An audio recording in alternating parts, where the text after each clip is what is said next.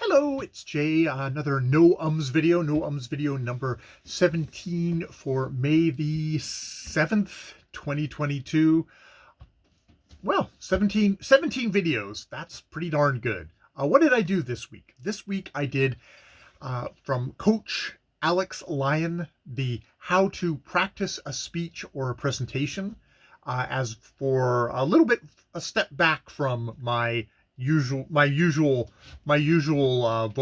vocal stuff, but it's still in the same realm. I think practicing the larger thing of the presentation is equally as important as as me doing the the speeching, the speeching, as me trying to improve my vocal presentation. That being my voice, relaxation, tongue twisters, my daily exercises, and trying to work on my no ums and no ahs and be aware of when I am doing that and trying to develop habits. I know that my concentration on that varies. There's sometimes that I'm really on top of it and I'm very aware of it, maybe too hyper aware of it.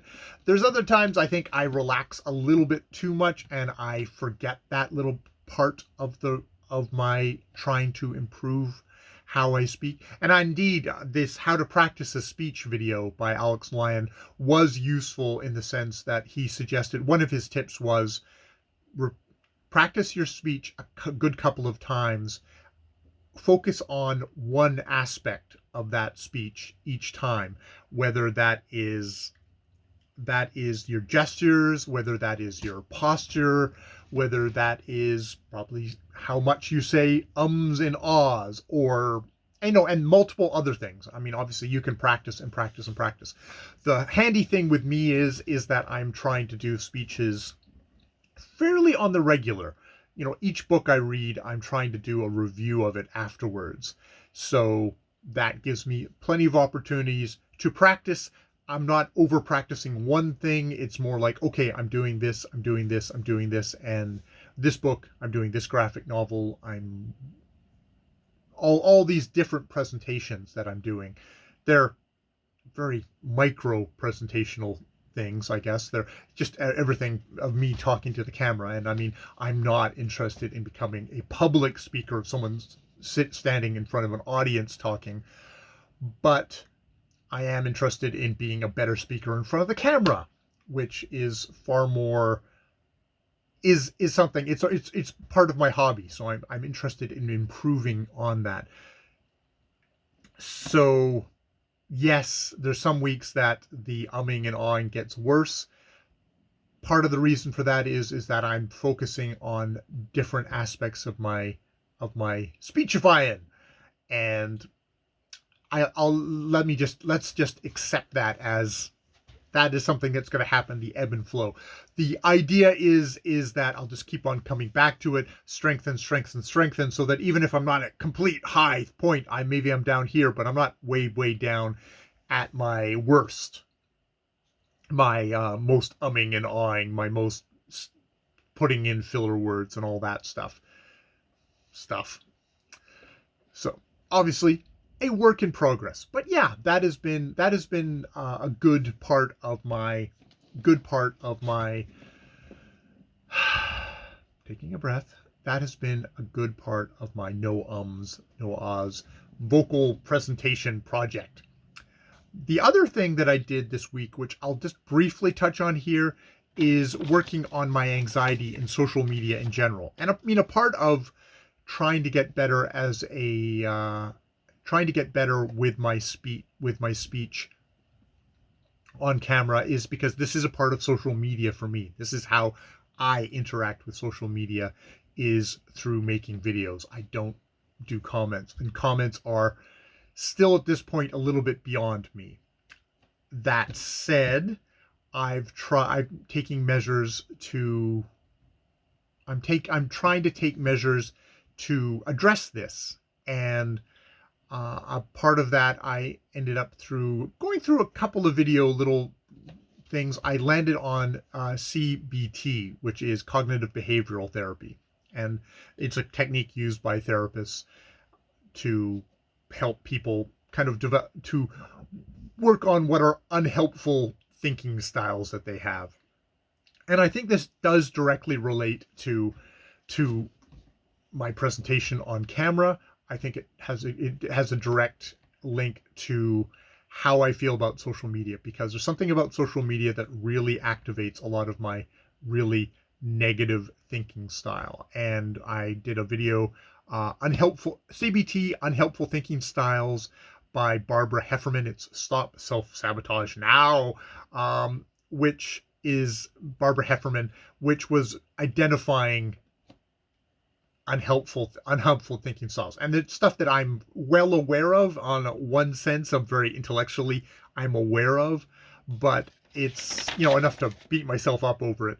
But it is these ideas of labeling, emotional reasoning, personalization, mind reading, mental filter, where there's a lot of aspects in my life where I've been able to kind of put that stuff aside, and it isn't a crippling thing. But I do find in social media, where there is a lot of judgment, where it's also somewhere you can pour in a lot of your own insecurities, and allow your insecurities to sort of run you on social media. It's one of those areas where I feel, it comes up in my writing. It comes up in kind of creative endeavors. Anything where I think, oh, this is a product of me, thus if it isn't good, then I'm bad, I'm a loser, I'm never going to be good at this.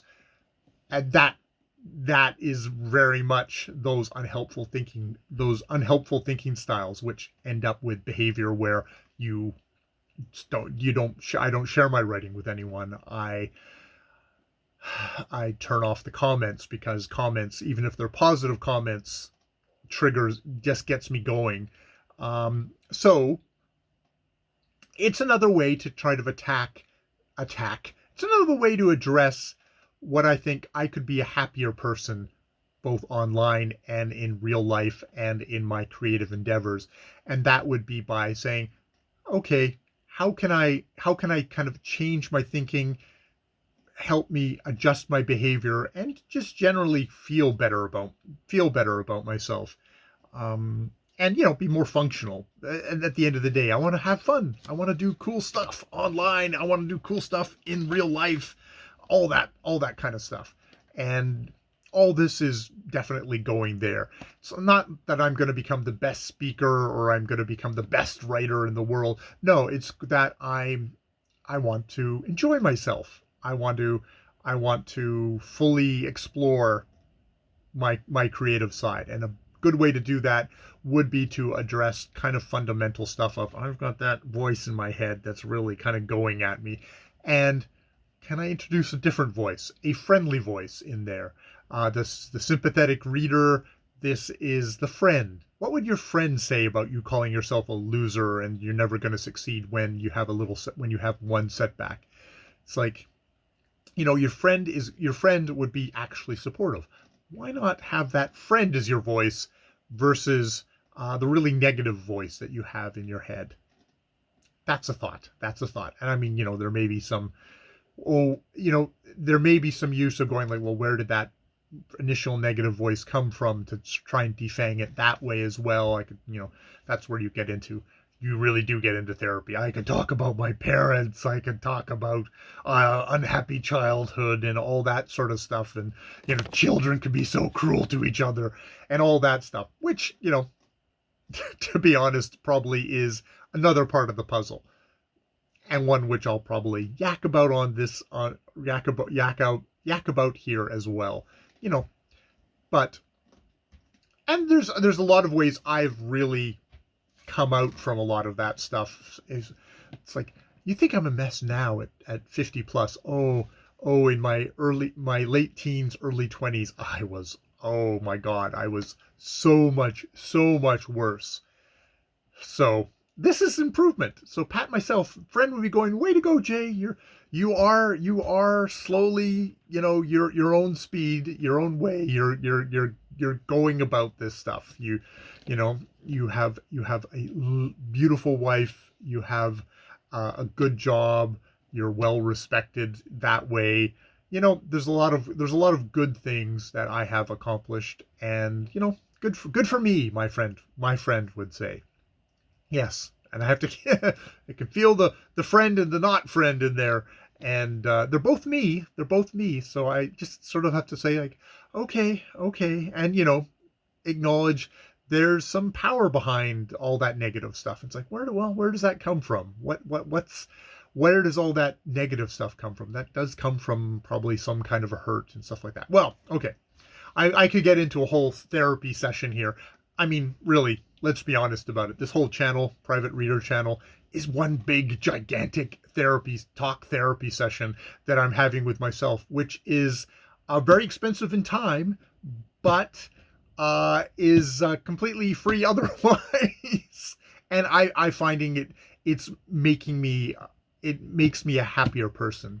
I started this whole channel feeling really, really kind of stressed by the whole pandemic stuff, which I think everyone was. And this was my outlet. And I found this obviously has been really, really good for me as an outlet.